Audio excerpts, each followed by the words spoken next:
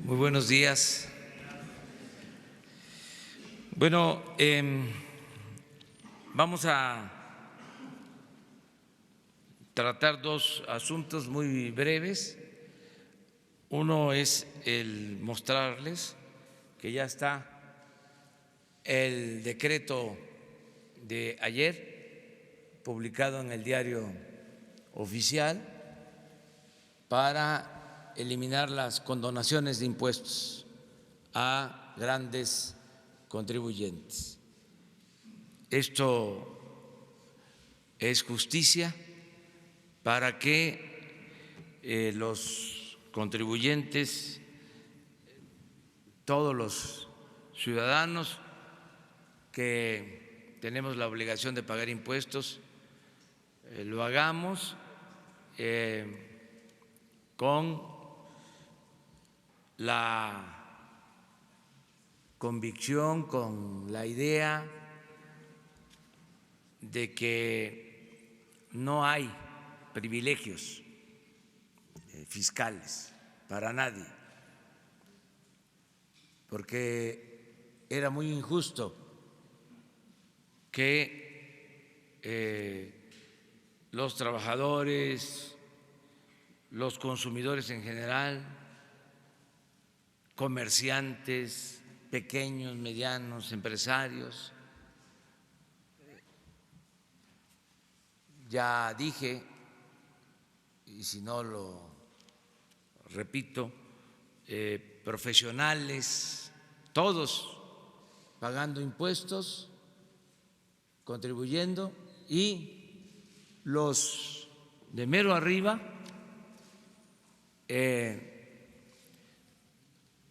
recibiendo condonaciones, no pagando impuestos. Incluso las grandes empresas que cotizan en la bolsa de valores sin pagar impuestos o recibiendo condonaciones. Entonces eso ya se termina. Hablábamos de que en 2 sexenios se condonaron 400,000 millones de pesos.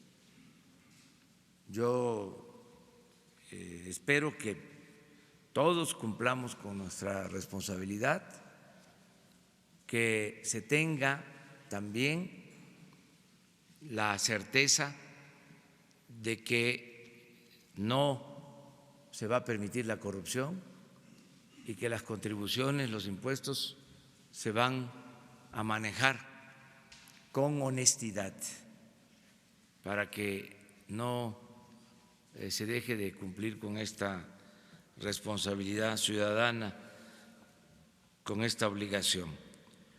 Por otro lado, decirles que ya está funcionando el Instituto para devolverle al pueblo lo robado, todo lo que se decomise se le va a entregar a las comunidades, sobre todo a las comunidades pobres del país.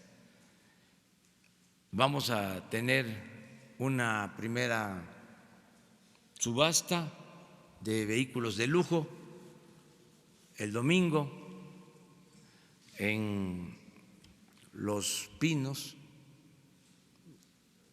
y lo que se obtenga de esa subasta se va a entregar a 2 municipios de Oaxaca que son de los más pobres del país. Y luego se van a subastar residencias que se tienen, casas, departamentos. Esa es la segunda, para la atención a jóvenes que consumen droga para rehabilitarlos. Para eso se va a destinar. Lo de la venta de las residencias. Y la tercera subasta va a ser de joyas que se tienen también por decomisos que han habido y se van a entregar a poblaciones, en este caso a municipios de la montaña de Guerrero. Se está elaborando ya un programa con ese propósito y ahora el maestro Ricardo Rodríguez Vargas, que es el director general del Servicio de Administración y Enajenación de Bienes, el SAE de Hacienda, va a explicarles, ya él no va a ser solo el director general del Servicio de Administración y Enajenación de Bienes, va a ser el director del instituto para devolverle al pueblo lo robado. Entonces él nos va a explicar en qué va a consistir la subasta del domingo. Invitamos a todos a participar. Hay 2 vehículos y una ambulancia que se identificaron recientemente, que fueron una donación del rey de Jordania. En este caso, esos vehículos se van a entregar a la Guardia Nacional, lo mismo la ambulancia, pero se van a mostrar porque son bastante extravagantes los vehículos, los carros. La ambulancia pues está muy bien equipada y va a ayudar en la Guardia Nacional. Pues a ver si te toca exponer. Muchas gracias, señor presidente. Buenos días a todas y a todos. Ya como parte de la operación del Instituto para devolverle al pueblo lo robado, es que vamos a presentar las 3 próximas subastas que realizaremos. La primera este domingo en Los Pinos, la cual se llevará a cabo a partir de las 12 del día. A grueso modo les daré una síntesis de lo más relevante de esta subasta. Posteriormente les haré conocimiento de las próximas 2, como ya lo mencionó el señor presidente, y ya bajo sus instrucciones puntuales de que estos bienes incautados tengan un destino manifiesto, transparente y expedito y se traduzca en obras, en caminos, en hospitales, en escuelas que sean de alto impacto para el beneficio de las zonas más marginadas del país. Como les comentaba, el próximo domingo llevaremos a cabo la subasta en Los Pinos de vehículos pues denominados de lujo. Son vehículos que estaban almacenados en bodegas o se le podía dar un uso discrecional. Esto ya no es así. El señor presidente, como les comentaba, nos ha dado la instrucción puntual de que estos ya se vendan y que esos recursos se traduzcan en recursos para las comunidades más marginadas del país. A grueso modo, es una subasta martillo, es una subasta donde cualquier persona puede participar, es una subasta abierta, no hay restricciones, quien así tenga bien puede participar en la compra de dichos vehículos. Son 82 lotes con un precio de salida de 28 millones de pesos. El último día para que ustedes puedan adquirir las bases de participación es el jueves, sería el jueves 23 de mayo. Originalmente era el 21, pero hemos modificado la fecha para el jueves 23 para que más personas puedan participar en dicho evento.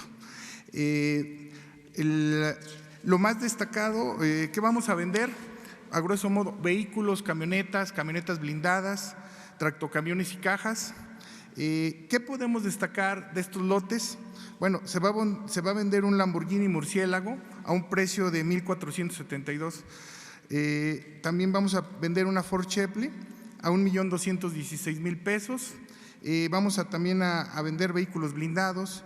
Se va a vender 2 Porsche, 2 Corvette, Mini Cooper, un Ford Mustang convertible, en fin, son autos de un alto valor. Y también tenemos por ahí un bochito, un Volkswagen, que es el más barato, de 10,000 pesos. Ese es el precio inicial, pero hay que esperar a la puja. Insisto, el valor inicial son alrededor de 28 millones. No obstante, quiero aclarar que debido a la experiencia de la última subasta, algunos bienes se vendieron por encima del doble de su valor inicial. Si sacamos un promedio, fue alrededor del 50% más del precio inicial de lo que al final el valor al que se vendió. ¿Cómo pueden participar? Por favor, hacemos un llamado a la ciudadanía a que consulten la página del SAE, subastas.sae.gov. Si tienen alguna duda adicional a lo que viene en nuestra página, pueden mandarnos un correo, ventas@sae.gov.mx. ¿Qué es lo que deben de hacer? Cualquier persona que quiera participar en una primera instancia, ir a comprar sus bases de compra. Estas bases de compra la pueden comprar en 5,000 puntos en todo el país. ¿Cuáles son estos puntos? Puede ser en tiendas de convivencia, 7-Eleven, en tiendas departamentales como es Chedraui, o pueden hacer su depósito en Banamex o en Telecom, también pueden comprarlas. Son 5,000 puntos de venta, pueden participar ahí.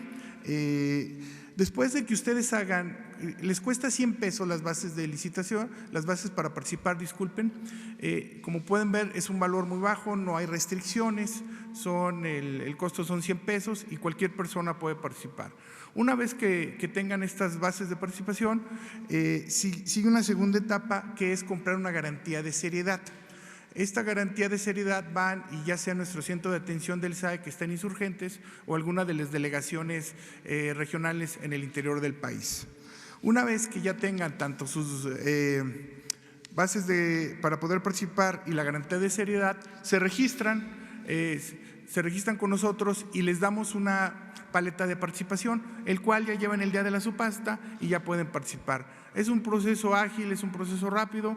Insisto, no hay ninguna restricción, cualquier persona puede participar. Creo que son precios bastante adecuados para que cualquier ciudadano pueda participar con toda claridad y transparencia. Va a ser la subasta, esa es la instrucción del señor presidente.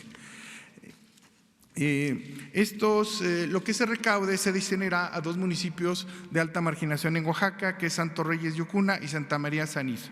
Esos recursos se destinarán, en este caso, a estos municipios. Insisto, ya es dentro de la estrategia global del Instituto para devolverle al pueblo lo robado, y bajo que ya estos bienes ya no pasen varios años ni muchos años almacenados en bodegas, ya no se le dé un uso discrecional, sino ahora sí se traduzca en obras de alto impacto para la ciudadanía.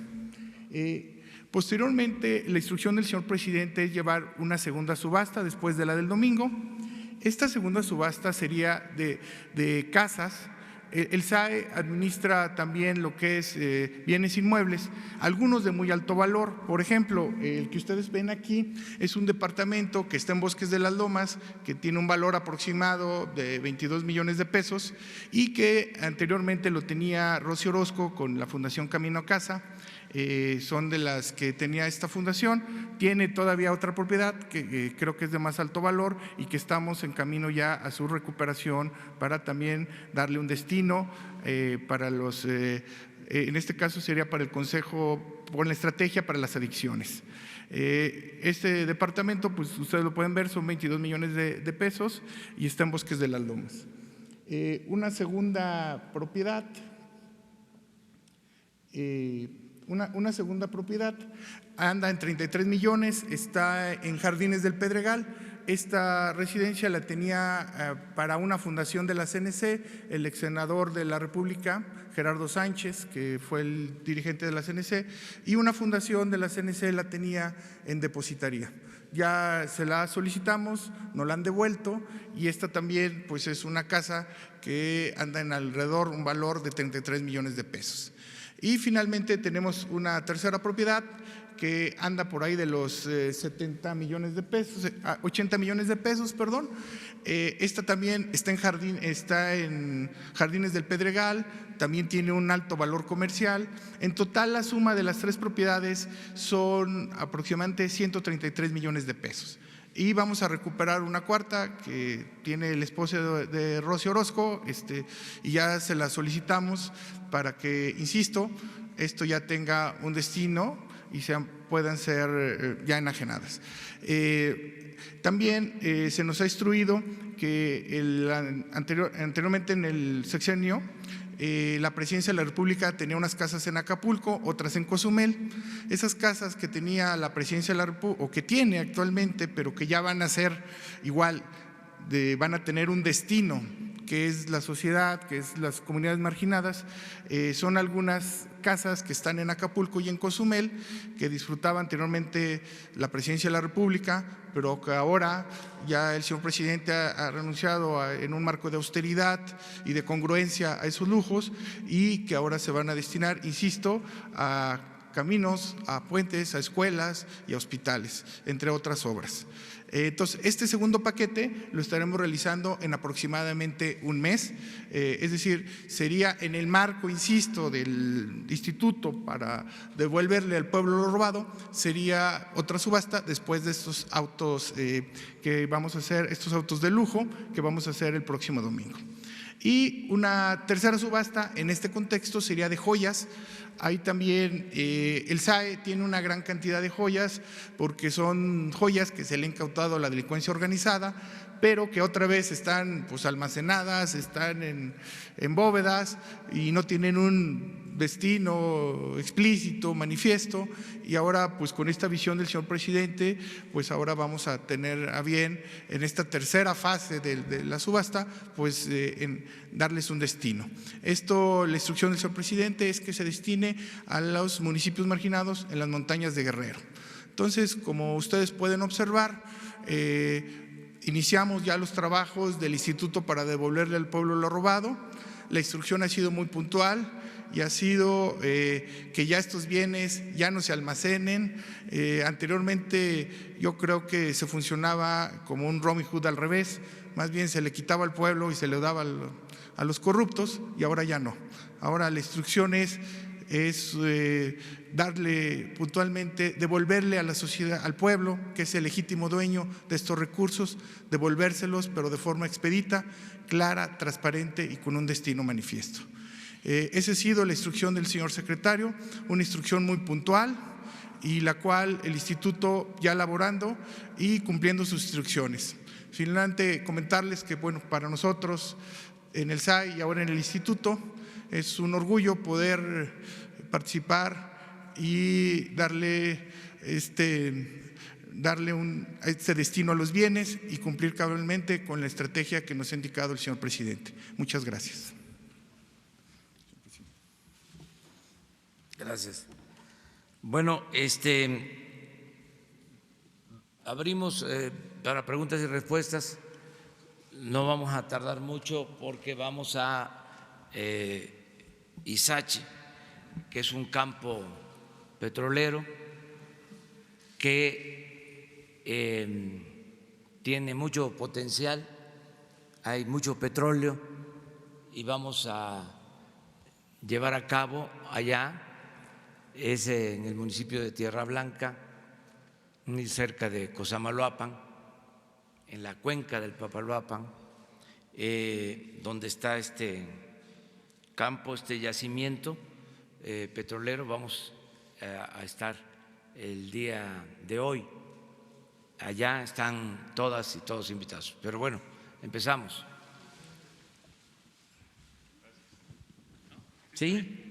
Hola, muy buenas tardes, buenos días. Mi nombre es Julio Omar Gómez, soy periodista de Baja California Sur, del Peninsular Digital y Diarios Digitales de México. Señor presidente, aprovechando que está el instituto, la zona fronteriza de Baja California Sur se le va a devolver a ser zona fronteriza Baja California Sur.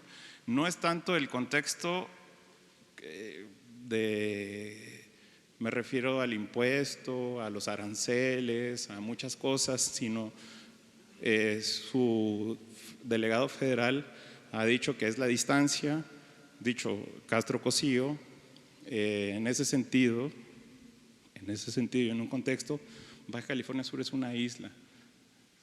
Depende mucho del macizo continental para los productos, no es un estado productivo en el sentido de que consumimos tanto de nuestro país vecino, tanto del país.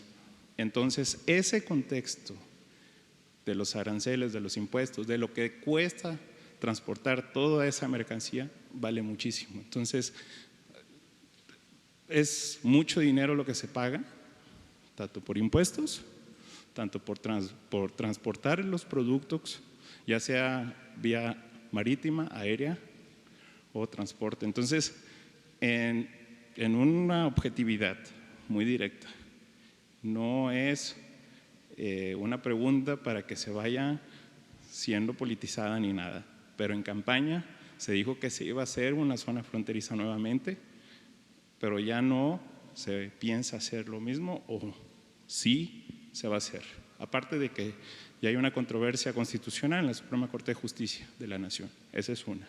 Y aprovechando la segunda parte, la segunda pregunta, el delegado que tiene en Baja California Sur, Castro Cosío, pues está aprovechando el puesto para poder estar postulándose para una gobernatura. Entonces, ni tiempo ni es, la situación es que función está jugando los delegados federales en cada estado, como en Baja California Sur. Gracias. Sí, pues mire, hay una política de apoyo a toda la franja fronteriza, que incluye Baja California y que incluye otros estados. La definición es contemplar los municipios que están en la zona fronteriza. No se descarta hacia adelante que pueda ampliarse.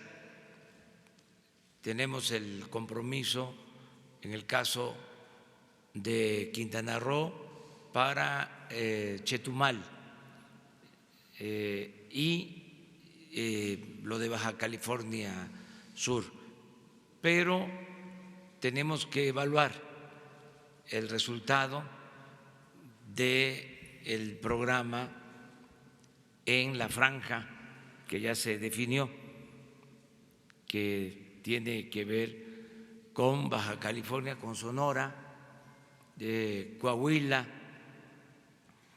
Chihuahua, Tamaulipas, Nuevo León. Es a lo largo de los 3.180 kilómetros de frontera.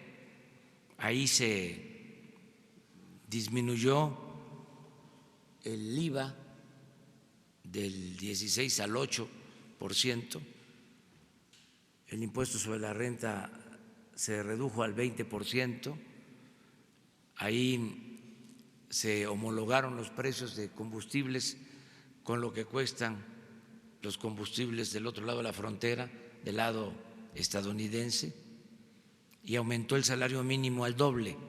Es un trato especial para la franja fronteriza.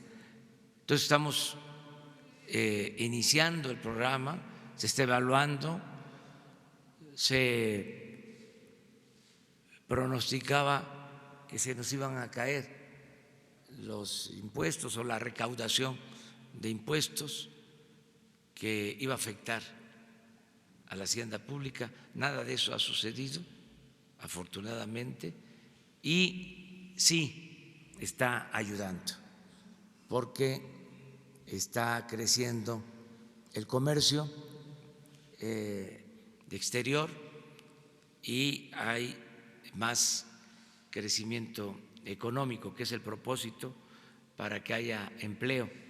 Es como la última cortina en nuestro territorio para evitar que los mexicanos se vean obligados a pasarse a trabajar, a buscarse la vida a Estados Unidos. Entonces, estamos viendo eso. Lo otro de los coordinadores en los estados pues tienen funciones de gobierno, básicamente. No pueden intervenir en asuntos políticos electorales. Si algún funcionario del gobierno estatal, municipal o federal interviniera en asuntos políticos electorales, pues sería sancionado. Y recuerdo que ahora es delito grave el fraude electoral. No hay derecho a fianza, porque el propósito es que las elecciones sean libres, sean limpias, que se acabe lo que existía, esas prácticas de compra de voto, de entregar despensas, frijol con gorgojo,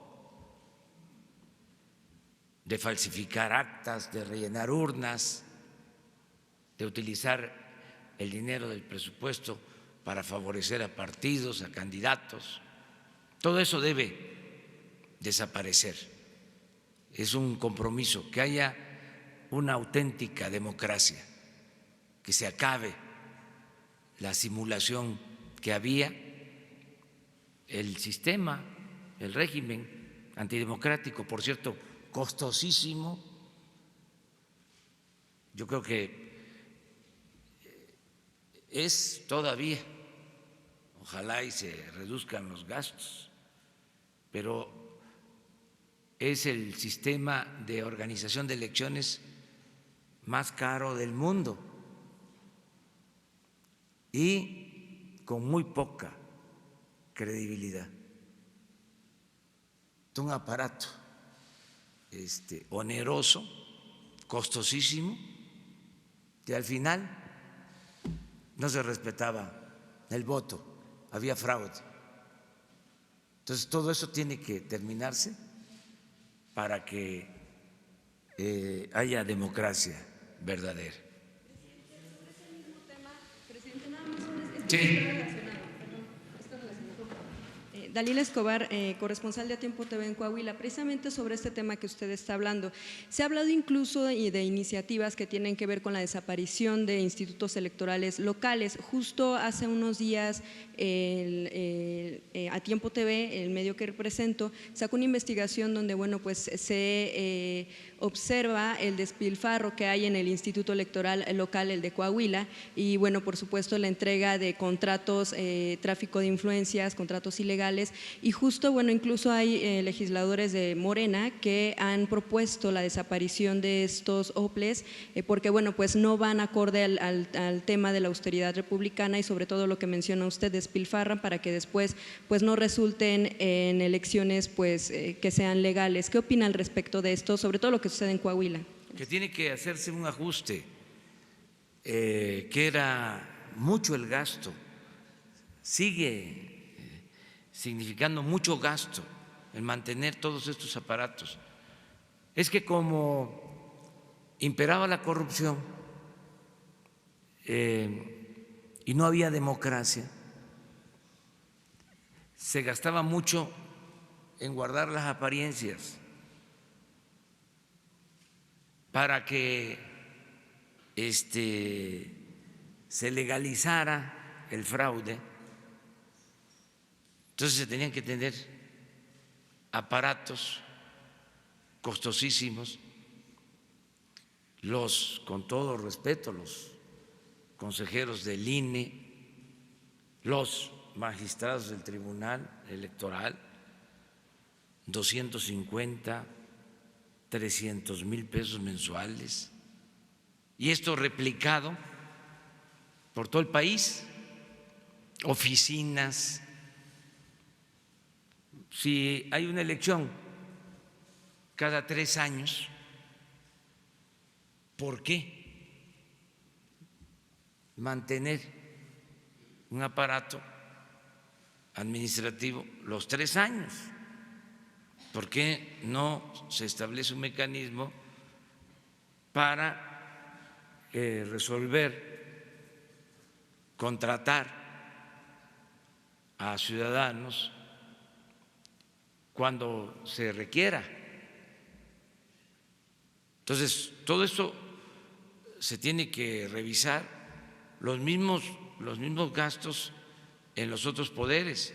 Ayer, por ejemplo, la Suprema Corte de Justicia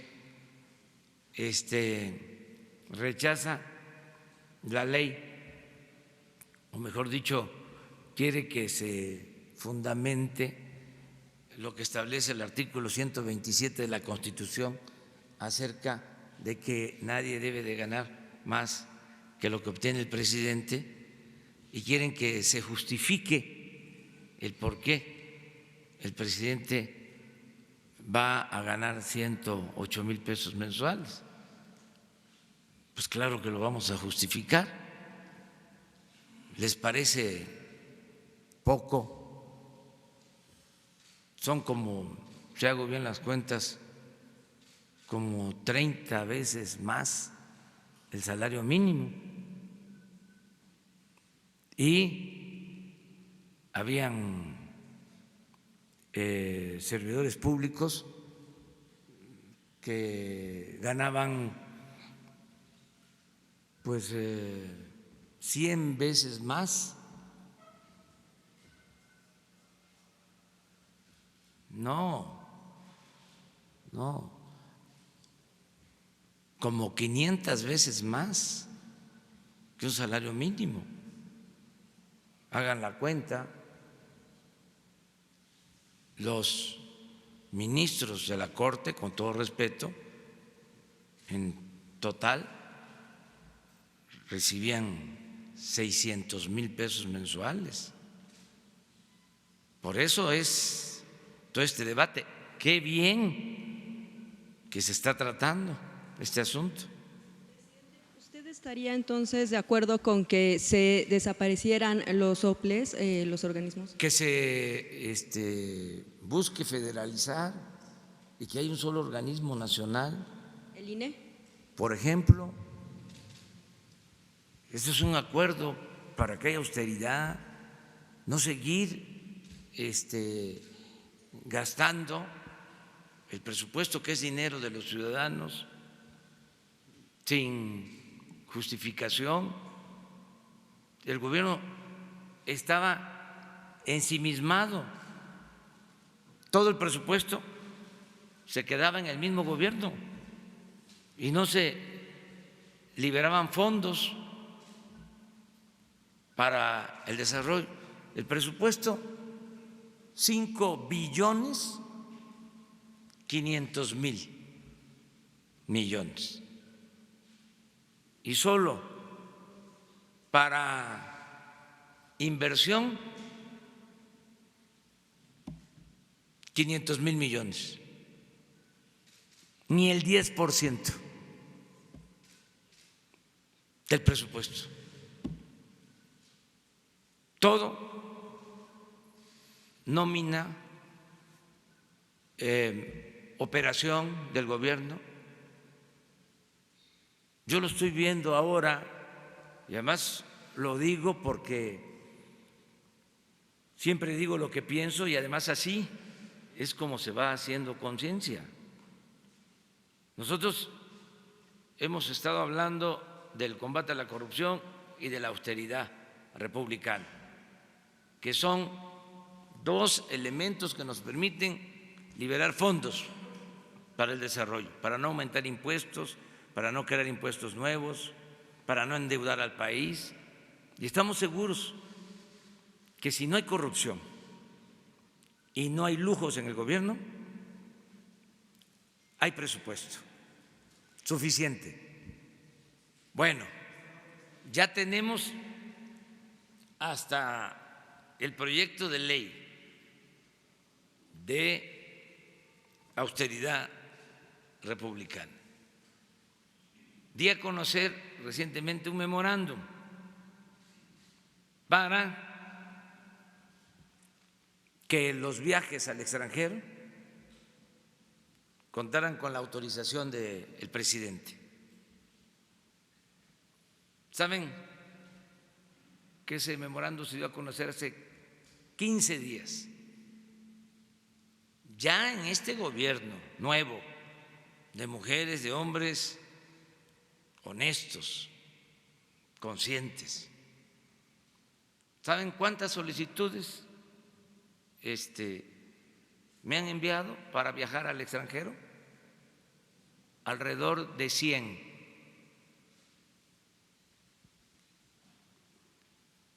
En 10 días, 15 días.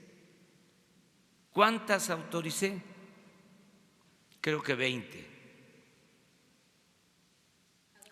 80 a todo el mundo.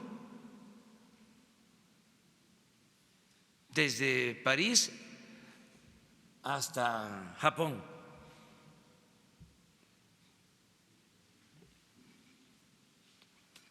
Yo entiendo, es importante viajar y tener comunicación, pero ¿y el internet? Pues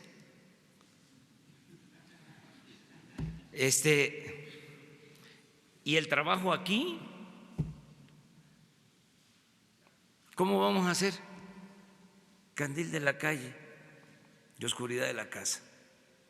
Pero son inercias, son procesos. Sí,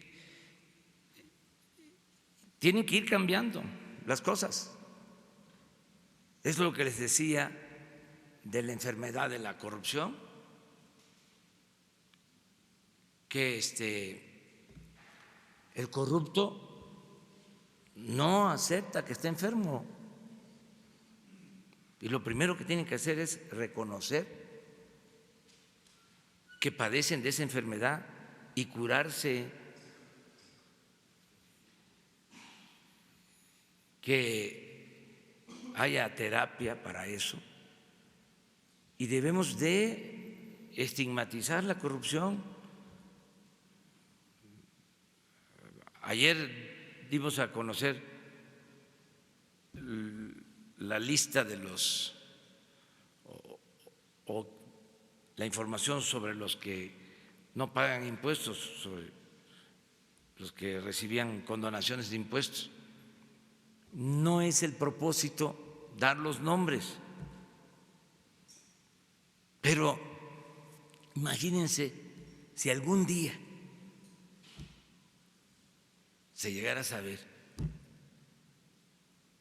porque hay amparos, ¿cómo quedan ellos, sus familias? Imagínense que pasen 50 años y un nietecito le diga al abuelo: oye,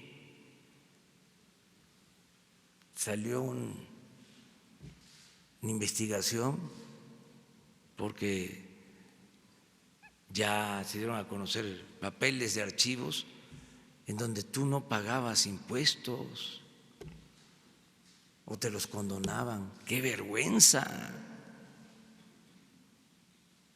¿Saben cuál era el peor de los males?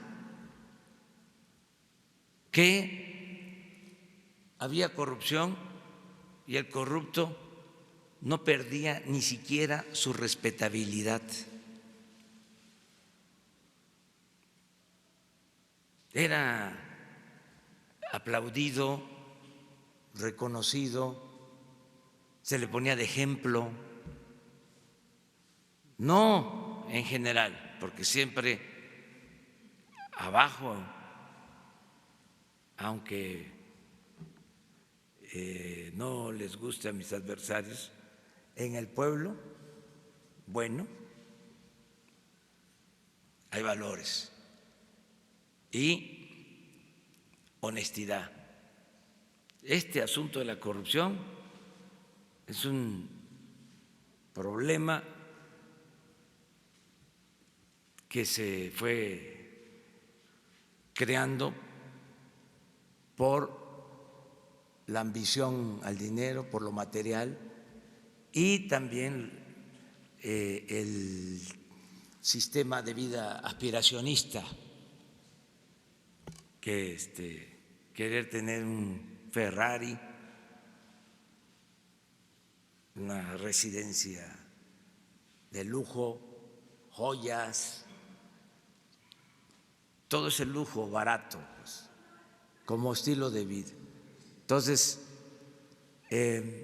yo sí estoy de acuerdo en lo que tú planteas, de que se reduzcan los gastos, porque es dinero del presupuesto, que es dinero del pueblo, ahorrar en todo lo que se pueda. Y ya nada más brevemente, con el tema de Coahuila, lo que mencionaban también en la zona fronteriza, hay legisladores federales representando a Coahuila que decían que le iban a plantear el hecho de que incluyera 3 municipios: Morelos, Allende y Villa Unión en la zona fronteriza. ¿Ya se lo plantearon y sí lo va a evaluar? Me lo plantearon, sí, porque ahí está muy cerca de estos pueblos de Morelos, de Allende. ¿Cuál es el otro municipio? Y Villa Unión, sí, está muy cerca de la frontera, sí, sobre todo en el caso del precio de las gasolinas. Ahora que estuve por allá, que fui a Acuña, que fui a Piedras Negras, me hicieron este planteamiento. Se está revisando también para ver. Buenos días, presidente. Adelante. Buenos días, presidente. Daniel Blancas, de La Crónica. Dos temas, presidente. Uno tiene que ver con un fondo tipo el fondo minero, que ya mucho se ha hablado aquí. Este es otro fondo también con dinero del gobierno federal, pero para las cuestiones del medio ambiente, de las energías limpias. Hoy documentamos la existencia de este fondo e irregularidades por al menos 9,000 millones de pesos. Era un fondo que se decía que era para fomentar las energías limpias, programas, etcétera, pero iba a parar a otro asunto. La pregunta concreta es si el gobierno federal tiene ya documentados o registrados cuántos fondos de temas diversos había en el gobierno que se estaban utilizando sin rendición de cuentas y con un manejo inadecuado de las finanzas públicas. Ese es el primer tema, presidente. Muchas gracias. Bastantes fondos y fideicomisos. La iniciativa de ley de austeridad tiene el propósito de eliminar estos fondos, fideicomisos, y de tener un control sobre estos recursos. Muchos fondos. ¿No sabe cuántos, presidente, en específico? Sí, están registrados. Les vamos a entregar hoy la información. Sí lo tenemos contabilizado porque se ha hecho ya una investigación con ese propósito. Por eso en la ley de austeridad se establece el control de estos fondos. Yo les comentaba que hay un fondo de estabilización que han querido que se utilice para apoyar a Pemex. Nosotros decidimos no utilizar ese fondo porque vamos por otra vía. Además de que les estamos dando recursos a Pemex del presupuesto, lo que queremos es que Hacienda ya no siga exprimiendo a Pemex, porque históricamente Hacienda le quitaba a Pemex todos sus ingresos. Bueno, Pemex llegó a financiar el 40% del presupuesto nacional, no le dejaban nada, pues por eso se endeudó. Ahora van a bajar impuestos a Pemex, va a tener más autonomía, que es la vía que estamos tomando. Hoy vamos a hablar de eso, de cómo le vamos a quitar los impuestos y derechos a Pemex para que se fortalezca. Bueno, pues existía ese fondo y luego me entero de otro fondo de remanentes de presupuestos anteriores no ejercidos. ¿De cuánto creen 70,000 millones de pesos. El Fondo de Salud,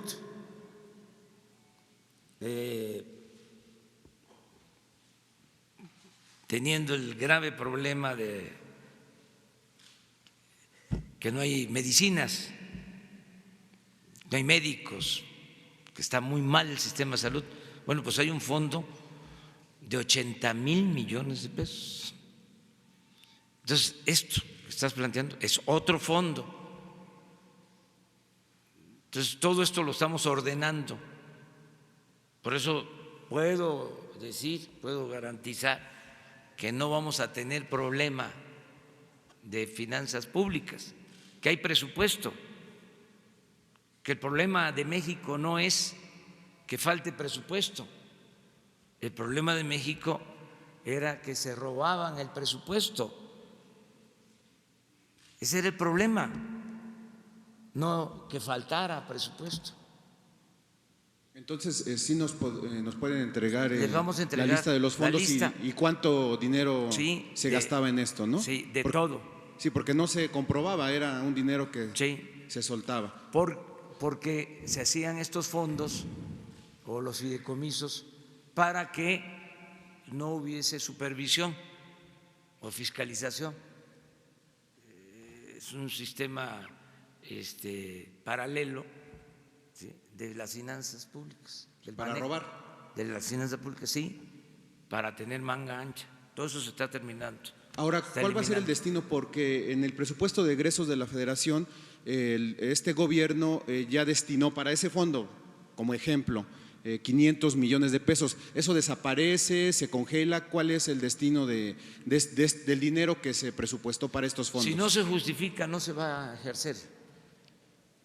Yo les voy a comentar todo esto porque tenemos que informar, es nuestra responsabilidad. Tenemos que hacer un esfuerzo para que no haya gastos innecesarios. Estamos reprogramando el presupuesto de este año. Estamos haciendo transferencias de recursos, tenemos definidas las prioridades, 71 programas prioritarios son los que tienen que ser atendidos de manera especial, que no les debe de faltar el presupuesto. Desde luego aquí está la salud, la educación, lo básico, lo que tiene que ver con el bienestar.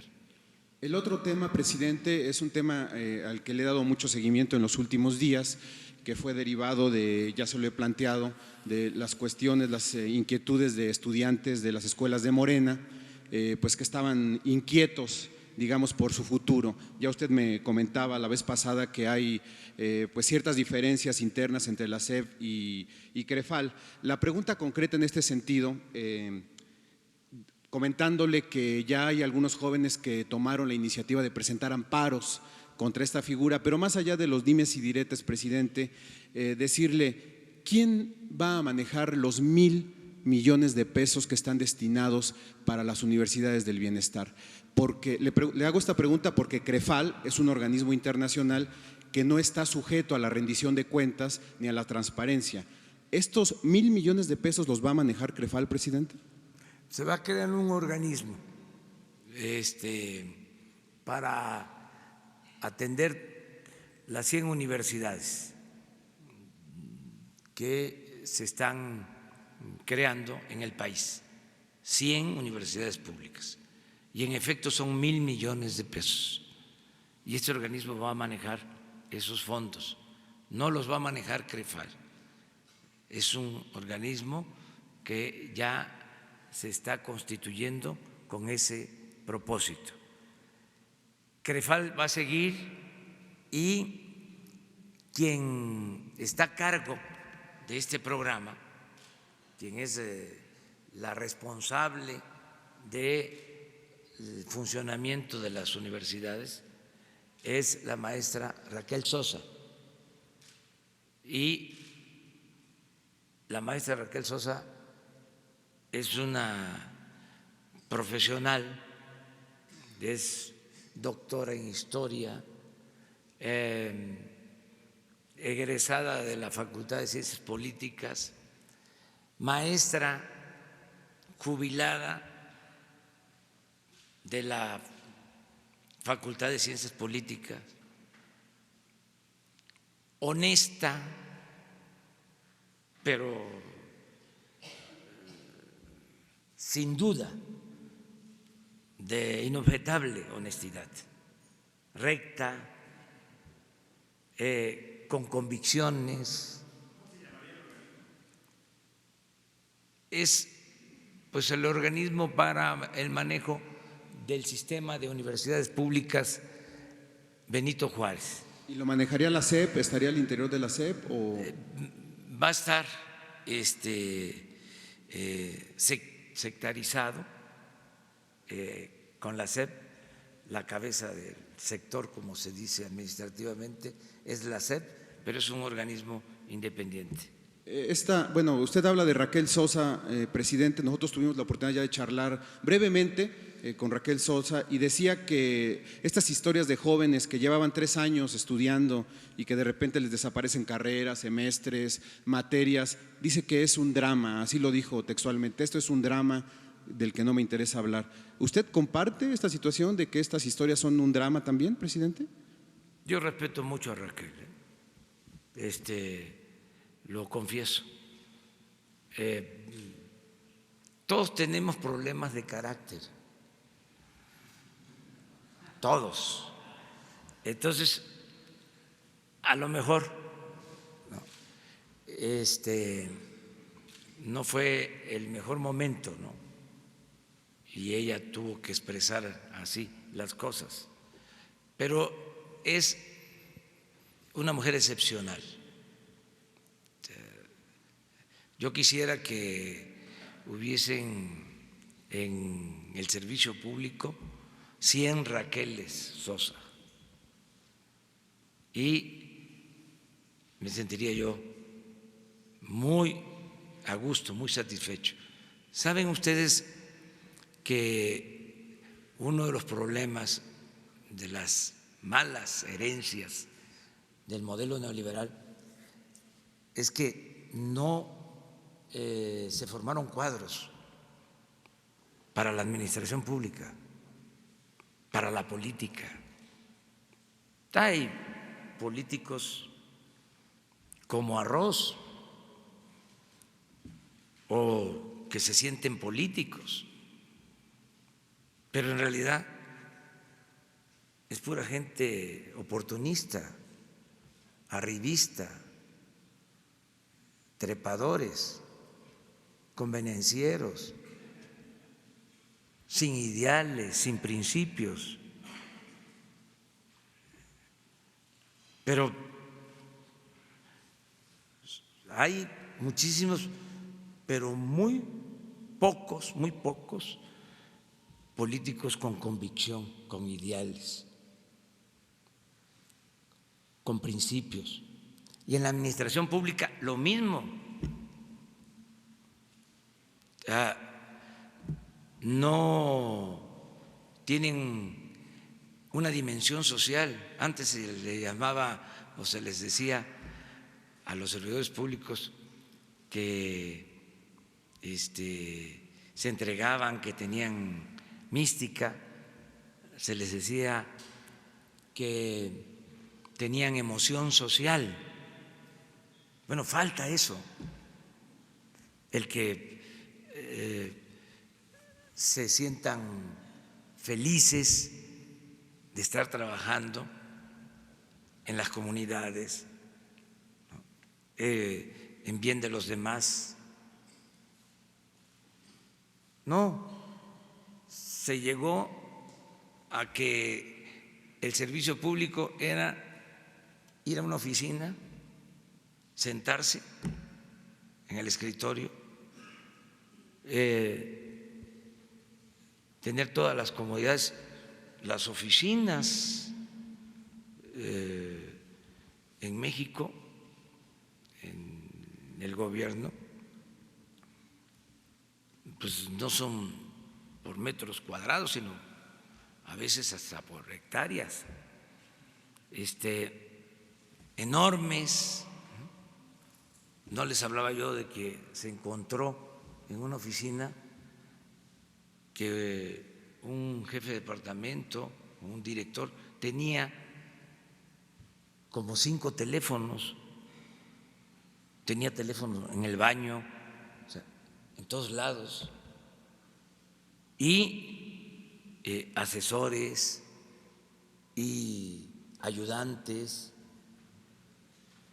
Entonces, ese era el sentido de la administración pública, no el estar atendiendo a la gente. No se escuchaba a la gente, no se le tenía respeto a la gente. Entonces, todo esto tiene que ir cambiando, pero el caso de Raquel tiene toda nuestra confianza. Que la invitara para que nos explicara a Sí, detalle el proyecto, sí. porque de repente siento que lo dejan muy solo, Sí, presidente, sí. que sus colaboradores están muy cerrados, muy… Pero ella va a venir aquí y les va a informar sobre cómo va lo de las 100 universidades públicas. Yo hago ese compromiso. Y van a ver, porque es un programa muy interesante, porque es crear universidades públicas en los pueblos más apartados, más olvidados, donde no hay posibilidad de estudiar. Entonces, sí es un buen programa. Ella va a venir aquí a exponer. Vamos acá. Buenos días, presidente. Joel Cruz, de XEU Radio del puerto de Veracruz. Presidente, yo le voy a hacer unas preguntas en materia energética, aprovechando que hoy visita la entidad veracruzana. Una pugna que han tenido algunos sectores o la mayoría de los sectores de la sociedad veracruzana han sido respecto a las tarifas eléctricas. Ahora cuestionan si el gobierno de la República que usted encabeza bajará las tarifas eléctricas como ocurrió en el estado de Tabasco, tomando en cuenta que la mayor parte de la entidad veracruzana tiene temperaturas muy altas a lo largo de todo el año. Está instalada ahí la Laguna Verde, una central nucleoeléctrica que genera una importante cantidad de energía que se consume en todo el país. Y también nos ha dicho el senador por Morena de Veracruz, Ricardo Agüet, que ya hizo esta petición a la Comisión Federal de Electricidad, pero no le han respondido. ¿Qué responde usted como presidente de la República en el caso específico de Veracruz? En general, decirle a todos los mexicanos que no van a aumentar los precios de las gasolinas, del gas, de la luz en términos reales, que ese fue mi compromiso que hice durante la campaña, y que cuando terminemos de rescatar la industria eléctrica y el petróleo, vamos a bajar los precios en general de los energéticos. ¿Por qué ahora no podemos bajarlos? Porque saquearon a Pemex y a la Comisión Federal de Electricidad los gobiernos anteriores, o mejor dicho, los traficantes de influencia con el apoyo de los gobiernos anteriores. Entonces, por eso mi compromiso es que no aumente los precios. ¿No bajarán como ocurrió en Tabasco? Eso fue una situación muy especial que mis adversarios lo están utilizando. De aquí van 2 o 3 veces que se preguntan sobre ese tema. Fue un asunto muy especial.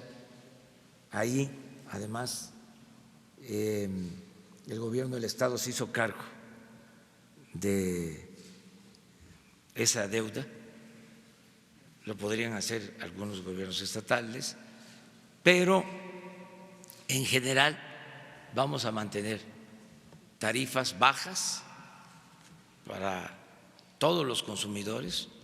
No va a ser como era antes, de que había gasolinazos. ¿Se acuerdan de cómo era? Que dijeron que no iban a aumentar la luz y la aumentaron al doble y al triple. Lo que pasa es que ahora como que muy pronto se nos olvidan esas cosas, hay como amnesia. Entonces ya eso ya no va a haber, no va a haber gasolinazos. Y otra cosa también importante para todos los consumidores, que al pagar la luz, esos recursos son para fortalecer a la Comisión Federal de Electricidad y que ya no se siga deteriorando, que todos ayudemos a que esta empresa pública, que es del pueblo de México, se fortalezca. Y lo mismo en el caso de Pemex, por eso lo del combate al huachicol, porque no les importaba a los gobiernos anteriores, porque lo que querían era que se acabara la Comisión Federal de Electricidad y se acabara Pemex, para que todo se privatizara. Entonces ahora decir a la gente, ayúdennos. A mí me dio mucho gusto ayer porque aumentó el número de manifestaciones, es decir, de gente que fue a inscribirse para pagar impuestos del año pasado a este año. Quiere decir que hay más confianza. Entonces, decirle a mis paisanos veracruzanos que no voy a mencionar los nombres, pero ellos saben porque son muy avispados, mis paisanos veracruzanos, que ya no hay robadera, que ya se acabó.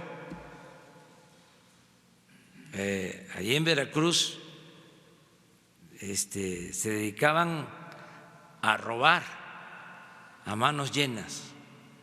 Me refiero a los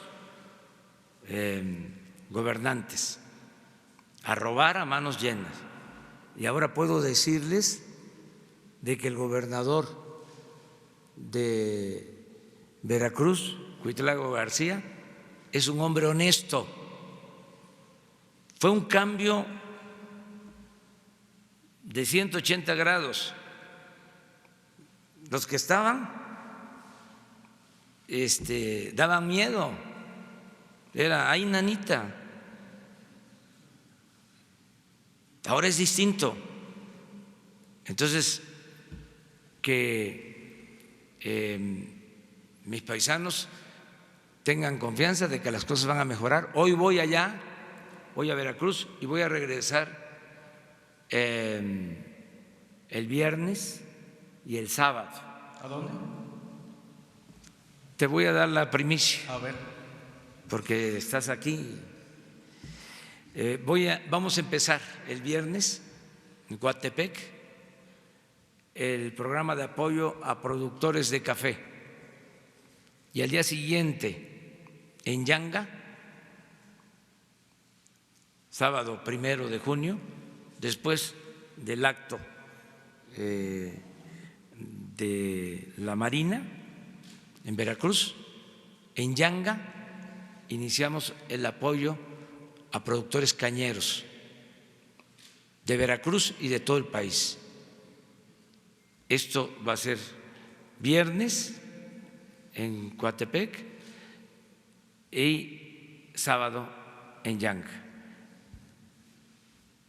cafetaleros y cañeros, como nunca se les había tomado en cuenta. Misael Zavala, del Universal. Presidente, buenos días. Hoy precisamente en el tema hacendario tenemos una información en el Universal de que en el primer trimestre del año hay adeudos, bueno, los adeudos de contribuyentes chicos y grandes acumulan 774,000 millones de pesos en este primer trimestre del año, lo que significaría un 24% más con respecto al año pasado en el mismo periodo. Además del llamado que usted hace a los contribuyentes a que realicen sus pagos, ¿cuáles serán las medidas o cuál será el plan que tendrá la Presidencia de la República para que estos adeudos sean pagados por los contribuyentes y qué tanto afecta esto a la hacienda pública? Y si me permiten 2 minutos, una pregunta más. No tenemos nosotros ese dato, al contrario, el dato que tenemos, se dio a conocer ayer, es que ha aumentado la recaudación en 5%. Si hubiese crecido el monto de adeudos, no tendríamos una recaudación mayor. De todas maneras, lo vamos a revisar. Y yo creo que hay dos cosas. Una, que la gente está apoyando, está pagando sus impuestos, está contribuyendo porque sabe que no hay corrupción. Y lo otro, que es muy importante, es que con medidas como las de ayer ya queda en claro que no va a haber impunidad, y esto va a llevar a que el que no pagaba empiece a pagar los impuestos, y de modo que vamos a tener más recaudación. Y el miércoles se realizó un evento en Bellas Artes dedicado al líder internacional de la Iglesia de la Luz del Mundo, al que asistieron incluso funcionarios públicos de Morena. Al final el Instituto de Bellas Artes pues mintió porque afirmó que no dio permiso para esta celebración de este aniversario, pero se ha demostrado que sí ellos lo aprobaron, y eso transgrede el manual de procesos del instituto. ¿Qué se tiene que hacer en este caso? ¿Si debe de haber sanciones o si se tendría que separar del cargo a los responsables del Instituto de Bellas Artes? Gracias. Miren, yo en estos casos soy muy tolerante, soy respetuoso. Tengo en la memoria que un gran escritor, Andrés I. Duarte, les recomiendo uno de sus libros, Un niño en la Revolución Mexicana, porque era un gran escritor, un prosista. Era director de Bellas Artes y permitió que llevaran a Diego Rivera a Bellas Artes y que pusieran la bandera del Partido Comunista, y lo cesaron por eso. Yo les diría que hay que ser tolerantes.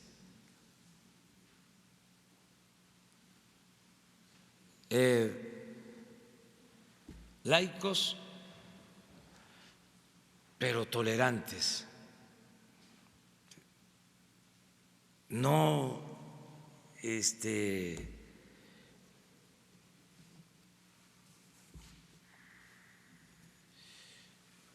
ser tan rígidos.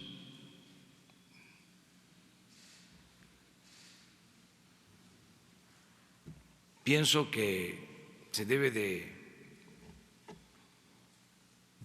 evitar que se den estas cosas si se producen y si están prohibidas, pero no crear un ambiente de intolerancia.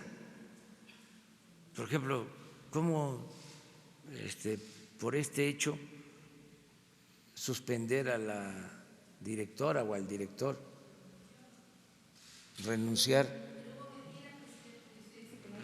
Por eso, que ofrezcan disculpa, que reconozcan si hubo error, pero también tenemos que respetarnos todos. Ese es mi punto de vista. Entonces, si se mintió, que se ofrezca una disculpa, pero me molesta mucho a mí la intolerancia. O sea, tenemos que aceptarnos más todos, o sea, y apostar más a la libertad.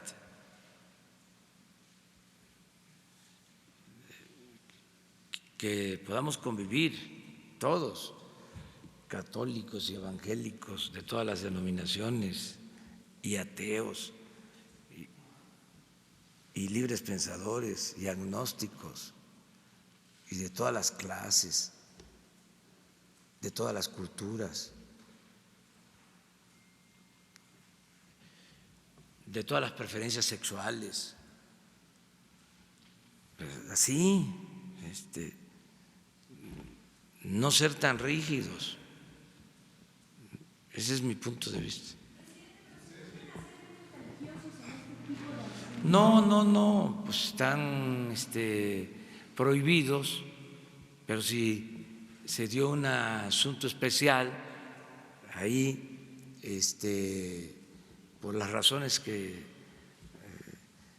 hayan sido, como se presentaron las circunstancias, pues informar, ofrecer una disculpa, pero no hacer de eso. No, ya fíjense, se ha hecho tanto ruido con eso que yo creo que se va a tener que cuidar todas esas cosas en el futuro.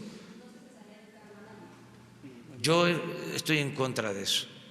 O sea, les comento de otro asunto. Una vez, también con cultura, había un director de cultura, eso más reciente, tuvo que ver con Bellas Artes, y en una imprenta sacaron una ofensa a la esposa del presidente y corrieron al director de cultura.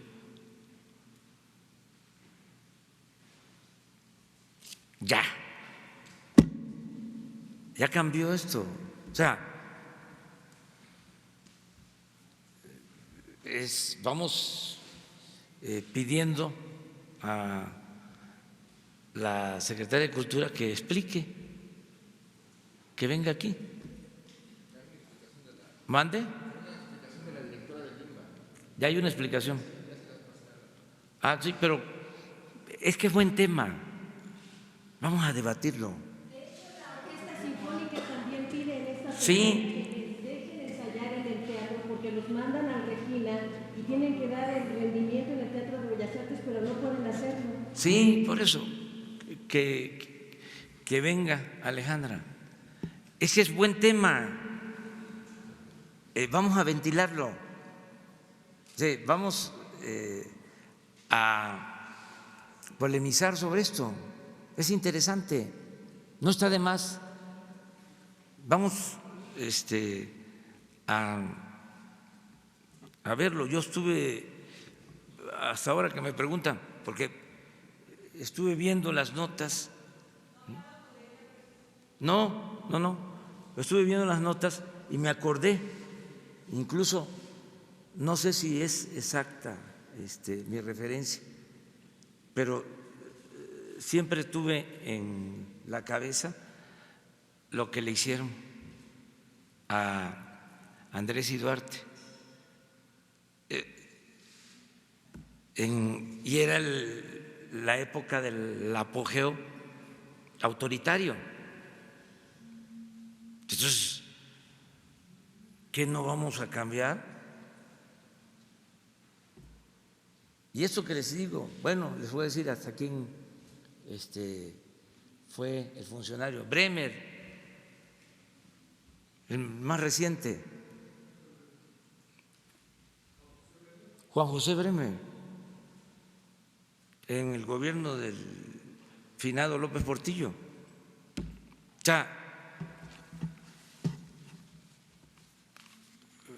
entonces, ¿hemos cambiado o no? ¿Seguimos siendo severos?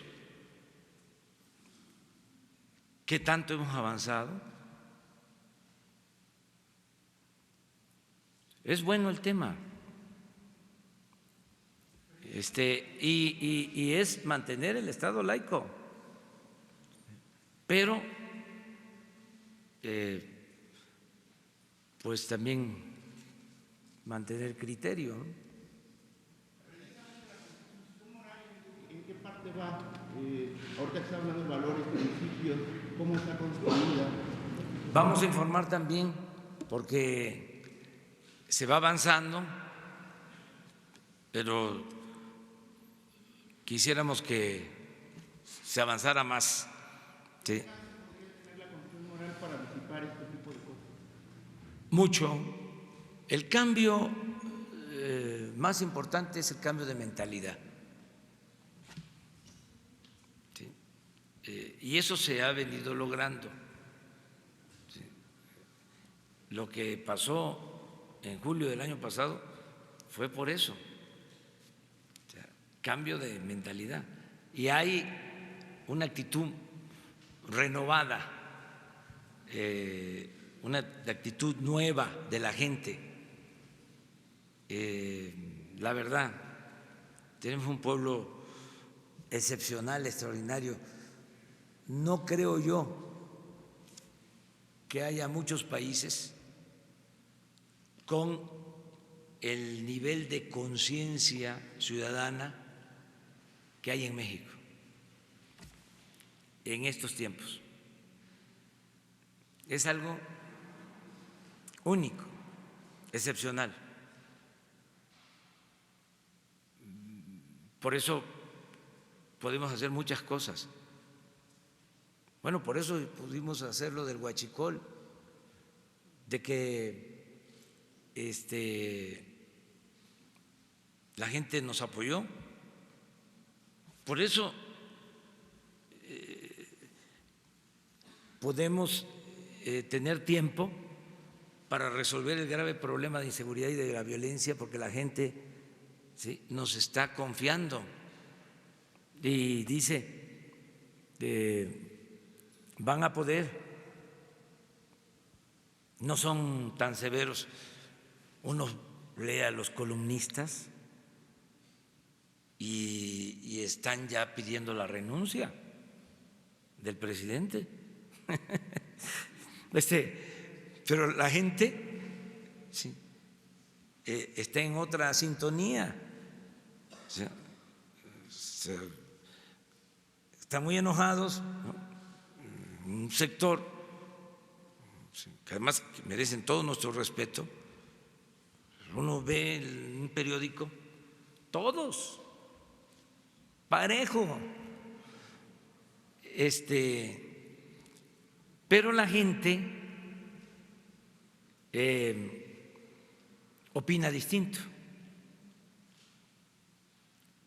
Entonces, antes se pensaba de que los que formaban opinión pública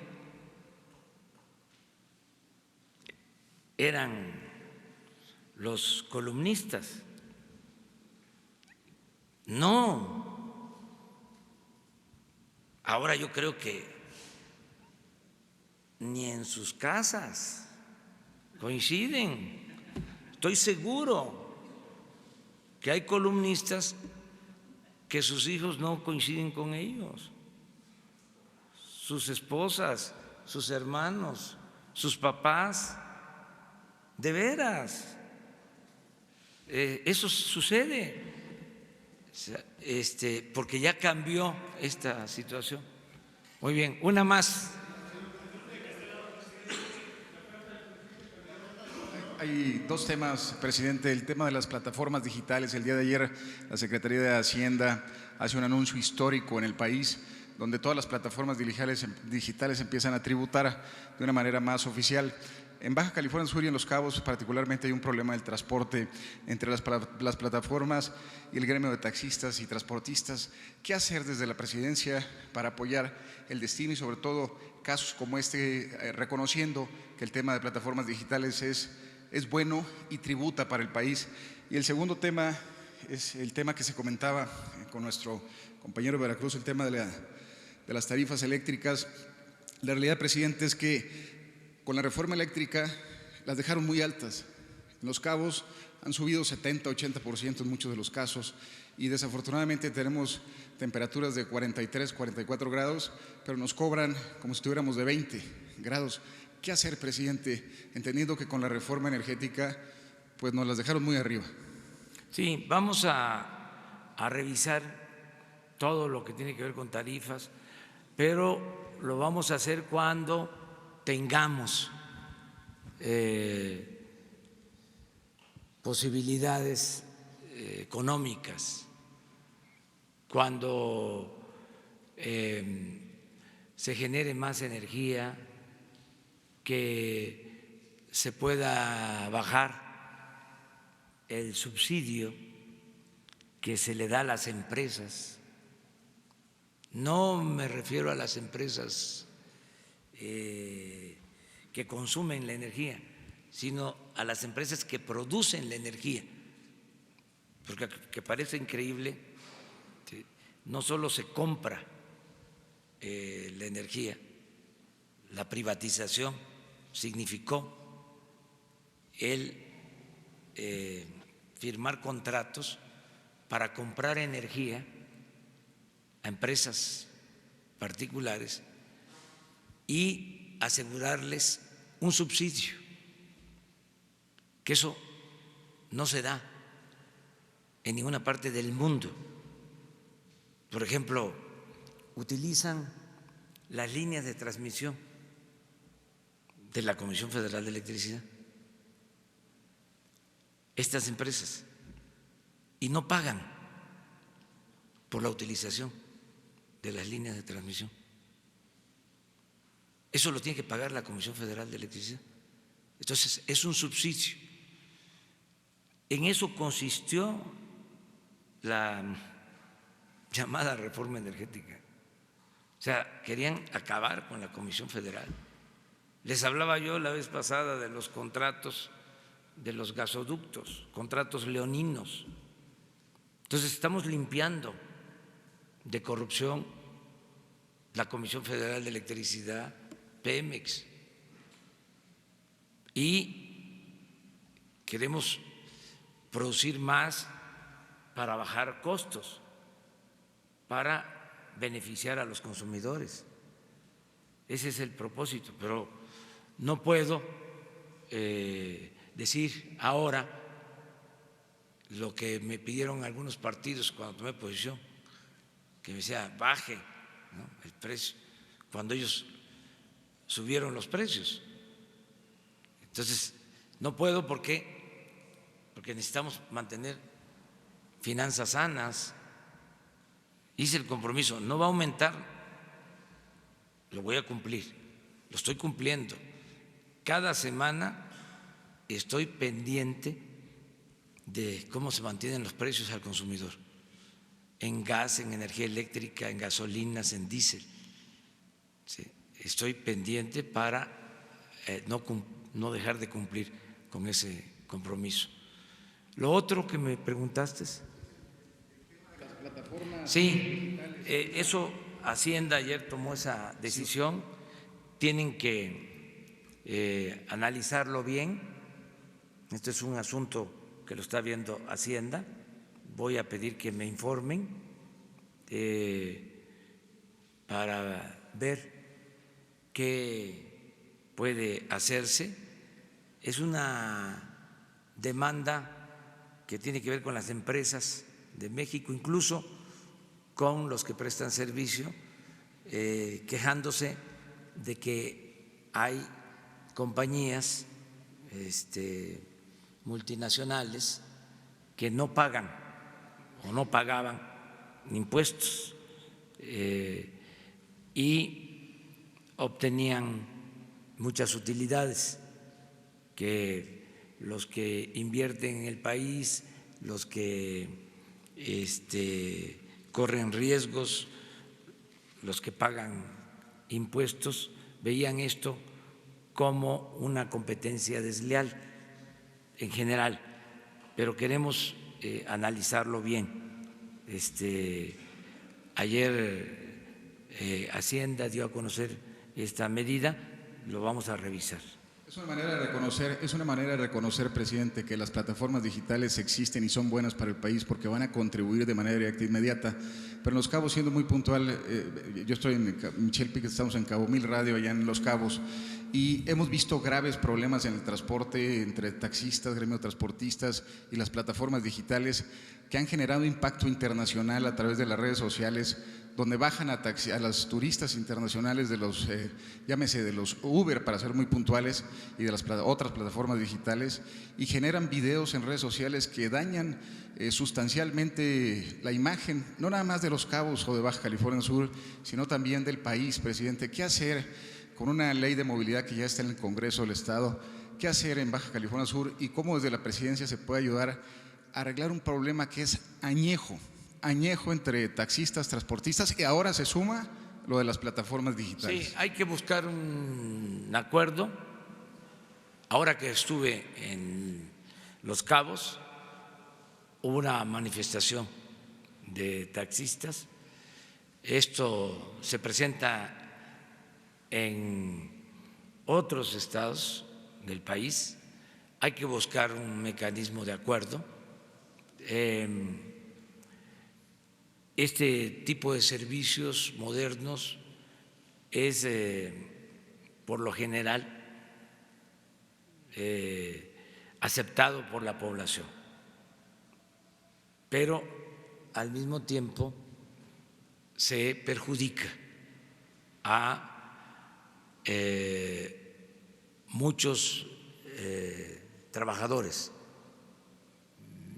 de los servicios de taxi. Entonces hay que buscar un mecanismo de conciliación, que yo espero que se logre, para que haya una convivencia en armonía y que no haya enfrentamientos, porque en efecto afecta la imagen de un centro turístico como Los Cabos y otros. Entonces hay que buscar acuerdos y pueden incluso modernizarse sistemas de taxis, hacer el compromiso de mejorar unidades, de plataformas, con lo que ha existido durante mucho tiempo. Hay familias que viven de prestar servicio, es una herencia de padres a hijos. Entonces hay que cuidar eso también, hay que buscar la conciliación. Eso es lo que puedo comentar. Terminamos contigo. Gracias, señor presidente. Dos preguntas. Primero, si nos puede informar acerca de la reunión que tuvo ayer con la Coordinadora Nacional de Trabajadores de la Educación. ¿En qué términos se dio? ¿De qué hablaron? ¿Si llegaron a algún acuerdo Ahorita mismo hay un plantón allá afuera en Palacio, de aquí de Palacio Nacional, y de hecho ya se oye la manifestación que está afuera. Al parecer no están de acuerdo con la propuesta educativa que se planteó. ¿Cómo se llevó a cabo esta reunión y a qué acuerdos llegaron, presidente? Fue muy buena reunión, porque se puso por delante el compromiso de dialogar y de llegar a acuerdos. Fue muy buena reunión la que tuvimos con la coordinadora. Me presentaron un documento, hice el compromiso de que lo voy a responder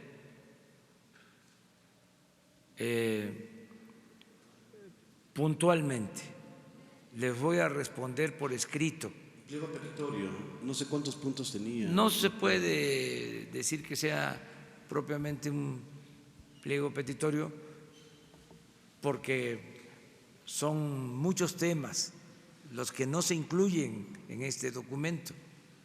Ellos mismos así lo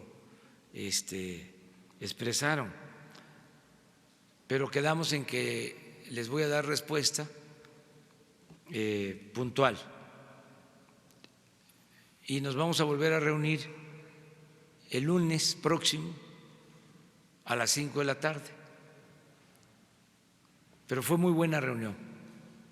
¿Desacuerdos, desencuentros? No, claro que hay diferencias, porque pues es normal. Ya he dicho en otras ocasiones que se la pasaría uno bostezando,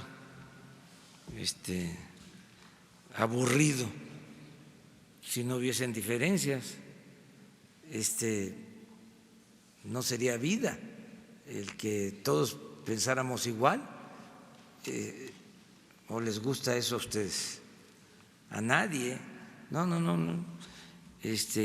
Debemos de tener diferencias, o sea, nada más respetarnos, pero tiene que haber diferencias. Eso es consustancial a la democracia.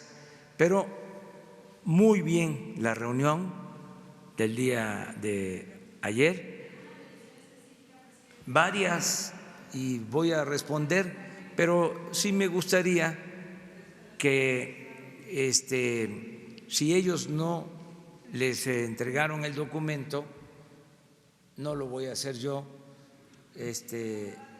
voy a preguntarles si aceptan el lunes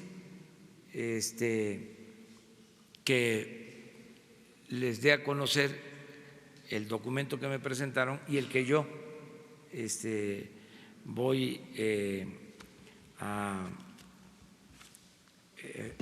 contestar, en el que voy a contestar, en el escrito que voy a contestar puntualmente, para que ustedes lo conozcan, que lo conozca todo el mundo. No hay nada secreto, no hay nada que ocultar. Fue muy buena reunión y las puertas de este palacio están abiertas para la CENTE, para el CENTE, para todas las organizaciones.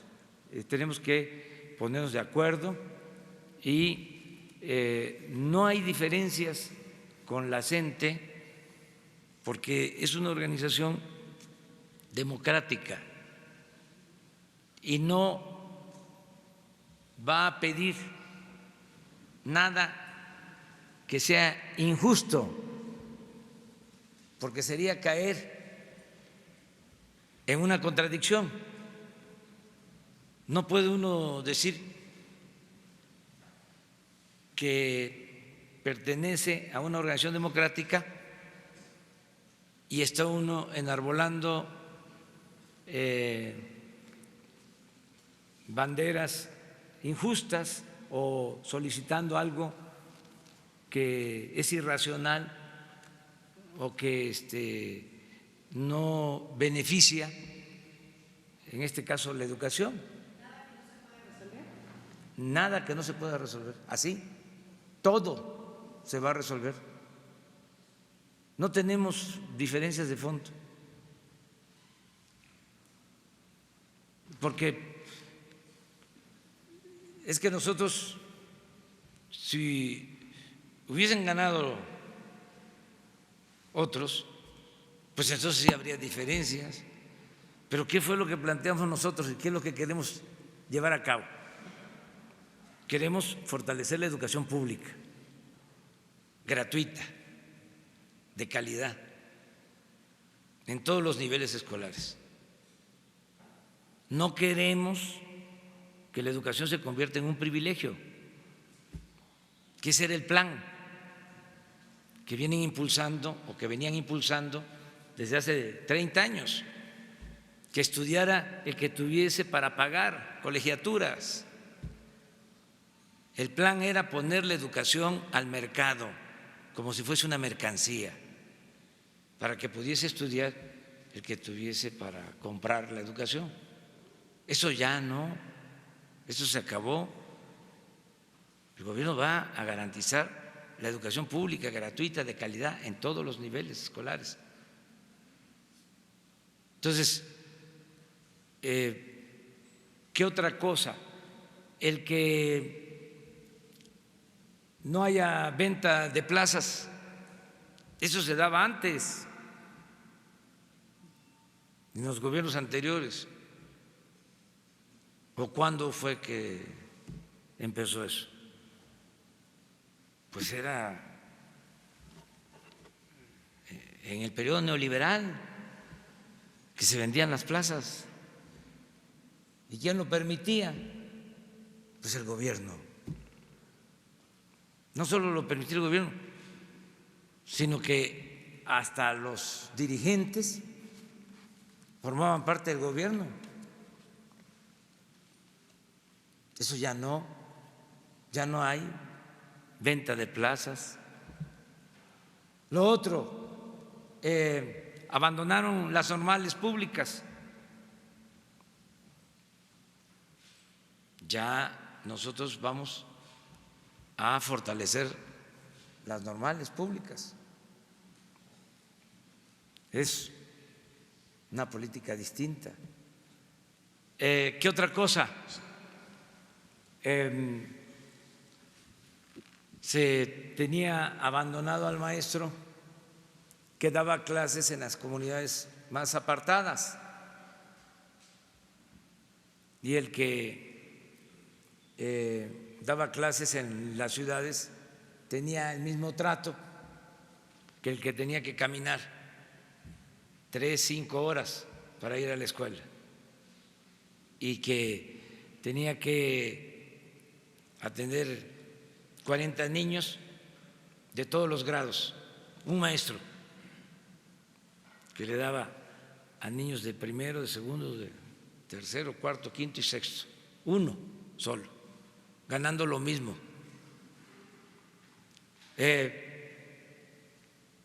La gran injusticia de que en las zonas más pobres los niños no podían ir a la escuela porque no tenían alimentos o porque tenían que ir a la milpa a ayudar a los papás. Todo eso ni siquiera lo contempló nunca la mal llamada reforma educativa. Ahora es distinto. Estamos buscando la manera de darle mantenimiento a las aulas. Están las escuelas abandonadas. ¿Qué querían estos insensatos, tecnócratas, corruptos? Que el mantenimiento de las escuelas corriera por cuenta de los padres de familia. Era parte de la privatización. Por eso ahora están enojados, molestos, pero ofrecemos disculpa por anticipado. Señor presidente, pero va a seguir. La otra, el tema de su delegado en el estado de Jalisco, sujeto a una investigación que tiene que ver con lo que usted ha platicado muchas veces aquí, la venta de medicinas. ¿Usted está enterado de esa investigación? ¿La ha seguido? ¿Se ha enterado? ¿No le han pasado la información? Sí. Quisiera que me dijera algo acerca de eso. Y la carta de Felipe Calderón que dijo que nos iba a entregar. Sí, pues ahora, hoy se las entregamos. No sé, ya la tienes. Hoy se les entrega la carta Y esto otro, pues es parte de una confrontación política que existe. ¿Saben cómo se le llama esto, no? Coloquialmente, grilla, o más elegantemente, politiquería. Pero de todas maneras nosotros no vamos a permitir la corrupción de nadie, trátese de quien se trate. Porque nada más hablamos de corrupción y no hay resultado. El resultado es de que ya nos están robando el dinero. ¿Qué más resultado? ¿Saben a qué nos tenían acostumbrado? Cuando bueno, no a todos, cuando le jugaban el dedo en la boca a la gente, a que metían a la cárcel, a chivos expiatorios. ¿Y qué decían? Ahora sí, se acaba la corrupción, no va a haber impunidad, caiga quien caiga.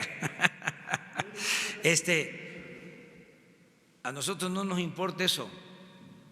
Además, se está procediendo legalmente.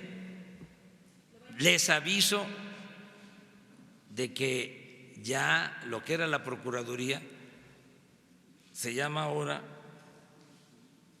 Fiscalía General y es autónoma. No es como antes, que era lo que el presidente decidía. A ver, búsquenle y encuéntrenle. Necesitamos mostrar de que no se permite la corrupción. Y 8 columnas en los periódicos y en los noticieros de radio, de televisión.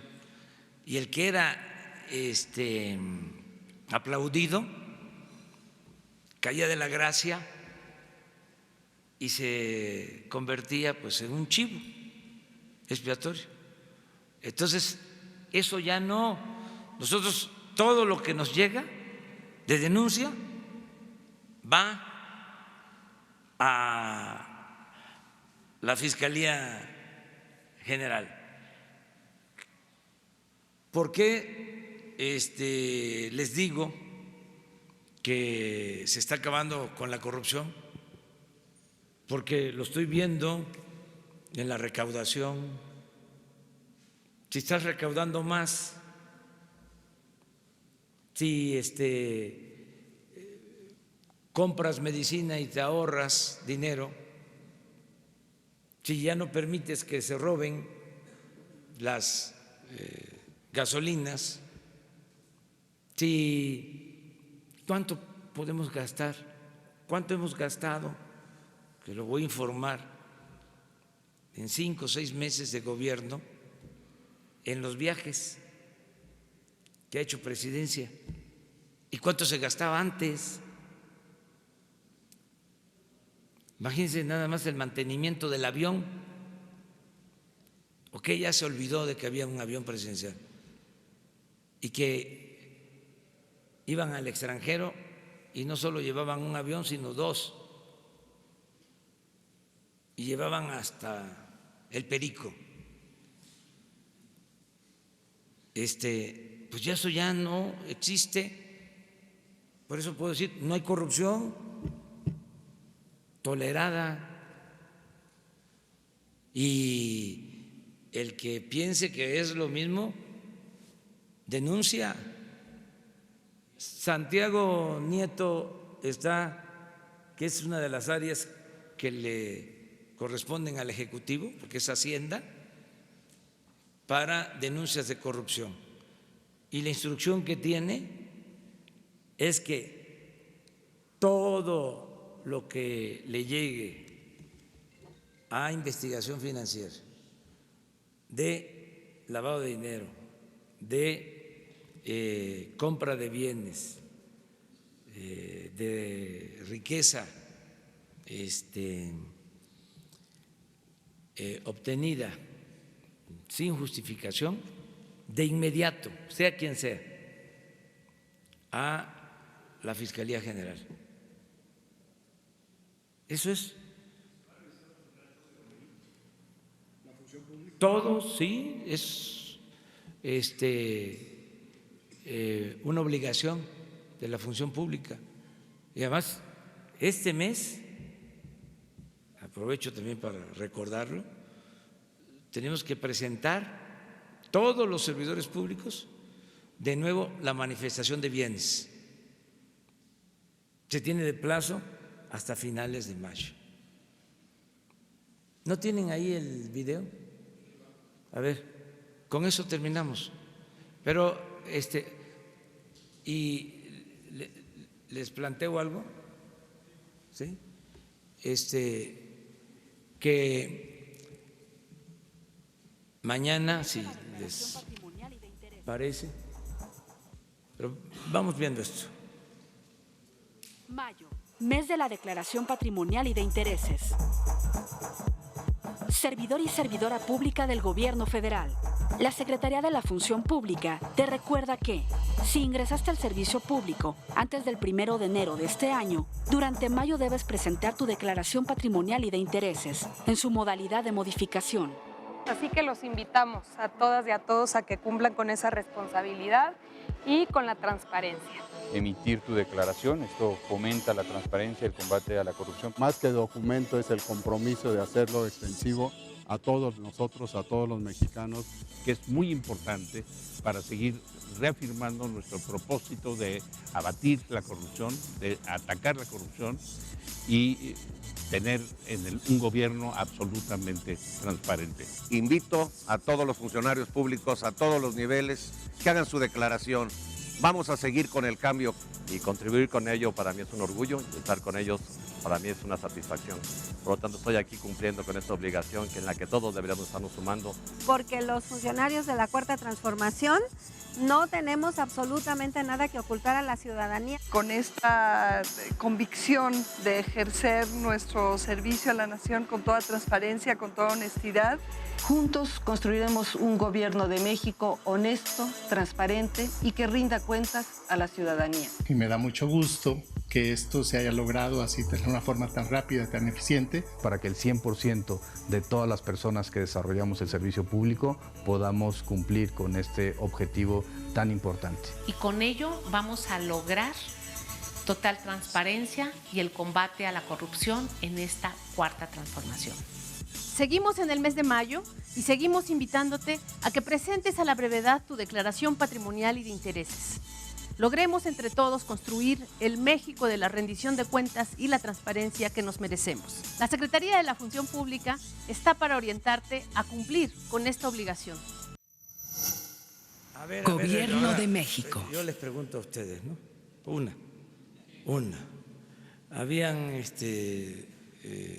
visto ustedes algo así en los anteriores gobiernos? A ver. Bueno, ahí nos vemos. Dios, adiós.